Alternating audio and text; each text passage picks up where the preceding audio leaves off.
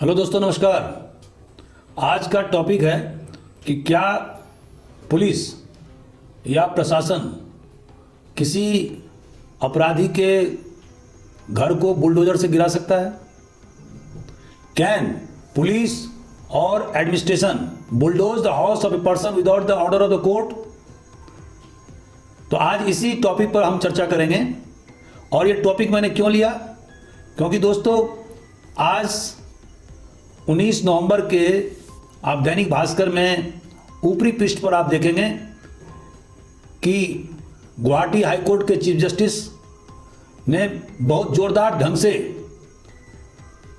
Police और प्रशासन के खिलाफ टिप्पणी अंकित किया है।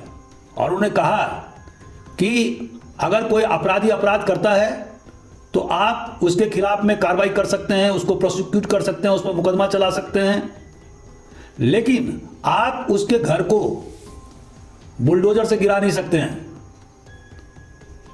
क्योंकि हमारा देश संविधान के अनुसार चलता है और कोई भी अधिकारी कितना ही बड़ा क्यों ना हो, उसे कानून के हिसाब से चलना होता है। दोस्तों, हमारे देश के क्रिमिनल जस्टिस सिस्टम के 3 आधार हैं। पहला, रूल ऑफ लॉ, कानून का शासन। इसका मतलब है कि कानून के समक्ष हर व्यक्ति समान है, न कोई छोटा है न कोई बड़ा है। अगर कोई व्यक्ति अपराध करता है तो वह उसी प्रकार से दंड का भागी होगा जैसा कि कोई निचले तबके का व्यक्ति ऐसा अपराध करता है। तो हमारे देश में जब से भारत का संविधान लागू हुआ है, किसी प्रकार के भेदभाव से हमारा संविधान मना ही करता है। धारा 14 और धारा 15 भारत के संविधान समता का अधिकार और भेदभाव रहित अधिकार की व्याख्या करता है। और दूसरा है प्रिजम्पशन ऑफ इनोसेंस। इसका मतलब क्या हुआ कि जब तक कोई व्यक्ति सजा से दंडित नहीं हो जाता है तब तक यह माना जाएगा कि वह निर्दोष है और उस पर किसी प्रकार की लायबिलिटीज नहीं थोपी जा सकती है। केवल एफआईआर में नाम होने से कोई व्यक्ति कन्विक्टेड नहीं हो जाता है, दोषी नहीं हो जाता है, जब तक कि कोर्ट के द्वारा उसे दंडित न किया जाए। और तीसरा है ड्यू प्रोसेस ऑफ लॉ।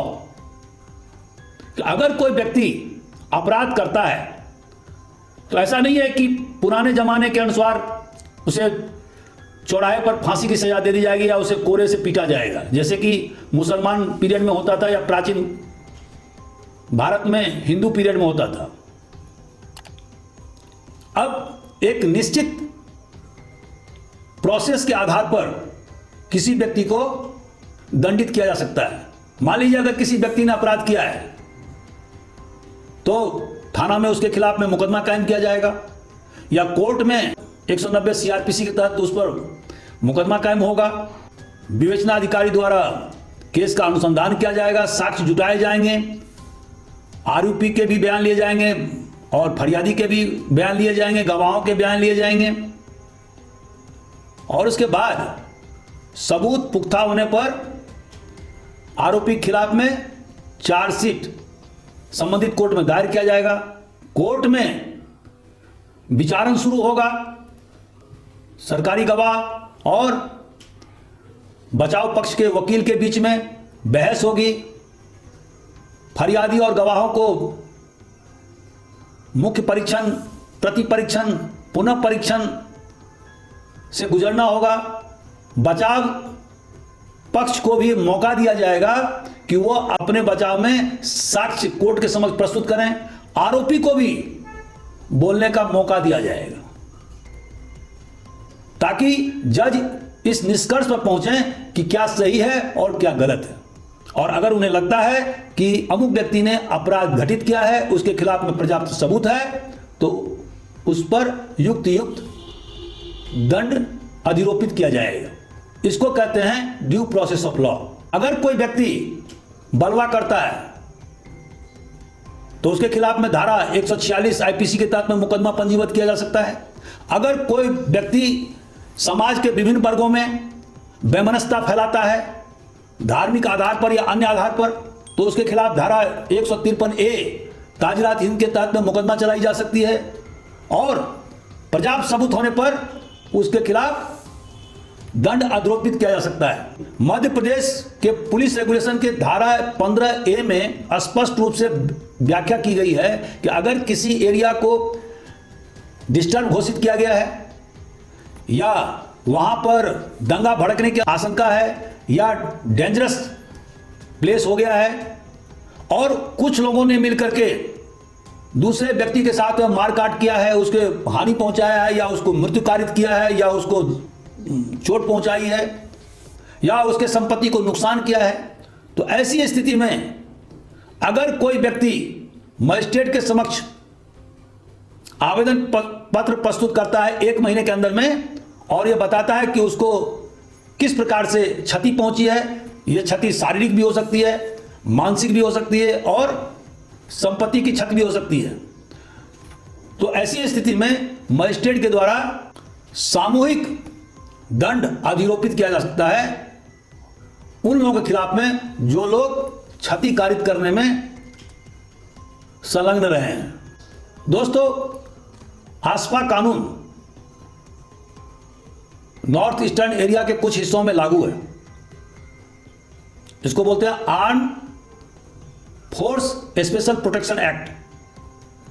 लेकिन यहां भी किसी भी आरोपी के घर को बुलडोजर से क्षतिग्रस्त नहीं किया जा सकता है। एक ही स्थिति में की जा सकती है और वो क्या है कि अगर आरोपी दुर्दांत बदमाश हो, घातक हथियारों से लैस हो, किसी घर में छुपे हुए हो और पुलिस को वहां से चैलेंज दे रहे हो या मिलिट्री ऑफिसर को चैलेंज दे रहे हो, बाहर निकल नहीं रहे हैं चेतावनी देने के बाद भी, तो मिलिट्री ऑफिसर उस हाउस को बम्बार्ड कर सकता है और उसको ध्वस्त कर सकता है। लेकिन अन्य परिस्थितियों में किसी दुर्दांत बदमाश के घर को भी ध्वस्त नहीं की जा सकती। दोस्तों, यूपी और एमपी सरकार ने विभिन्न प्रकार के क्षतिपूर्ति के कानून बनाए हैं कि अगर किसी का प्रॉपर्टी राइट अर्थात बलवा के दौरान नष्ट हो गया है या किसी को शारीरिक क्षति पहुंचाई गई है, तो ऐसी स्थिति में उस व्यक्ति को डैमेज और प्रॉपर्टी के कारण से कंपनसेशन दिया जा सकता है। अगर मान लीजिए किसी व्यक्ति ने गवर्नमेंट लैंड पर कब्जा कर लिया है, जैसे कि रेलवे प्रॉपर्टी या डिफेंस का लैंड या स्कूल के जमीन या सरकारी भवन को आवंटित जमीन, तो ऐसी स्थिति में गवर्नमेंट उसको नोटिस देगा। उस व्यक्ति को एक समय सीमा के अंदर में उसका जवाब देना होगा, उसकी सुनवाई किया जाएगा और उसके बाद में निर्णय लिए जाएंगे। अगर उसके जवाब से गवर्नमेंट संतुष्ट नहीं होती है तो ऐसी स्थिति में उसके घर को डिमोलिश किया जा सकता है। लेकिन यहां पर महत्वपूर्ण बात यह है कि फेयर चांस ऑफ हियरिंग, सुनवाई का आधार, जो कि नेचुरल जस्टिस का एक महत्वपूर्ण स्तंभ है। दोस्तों, अगर किसी व्यक्ति ने अवैध रूप से किसी जमीन पर कब्जा कर लिया है तो ऐसी स्थिति में राज्य शासन उस जमीन को कब्जे से छुड़वा सकता है। अगर वहां पर भवन निर्माण हो गया है तो उसको डेमोलिश या ध्वस्त किया जा सकता है, लेकिन उसके लिए ड्यू प्रोसेस ऑफ लॉ को अडॉप्ट करना होगा। जैसे कि जिस व्यक्ति ने इंक्रोच करके भवन बनाया है उसको नोटिस देना होगा, उसे सुनवाई का मौका देना होगा और फिर उसका विचारण किया जा करके कॉम्पिटेंट या सक्षम अधिकारी के द्वारा डिमोलिशन की कार्रवाई की जा सकेगी।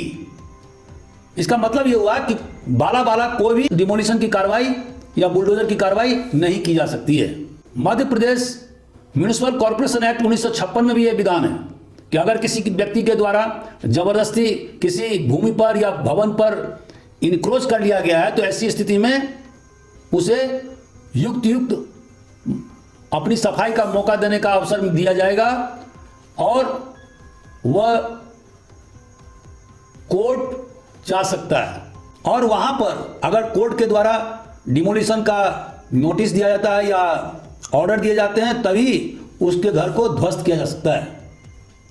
और इस एक्ट में एक रीजनेबल कंपनसेशन का भी विधान है, जिसके तहत में अगर किसी व्यक्ति ने जबरदस्ती मकान बना लिया है तो ऐसी स्थिति में कंपनसेशन के तौर पर उसे सक्षम न्यायालय के समक्ष कंपनसेशन की राशि जमा करना होगा।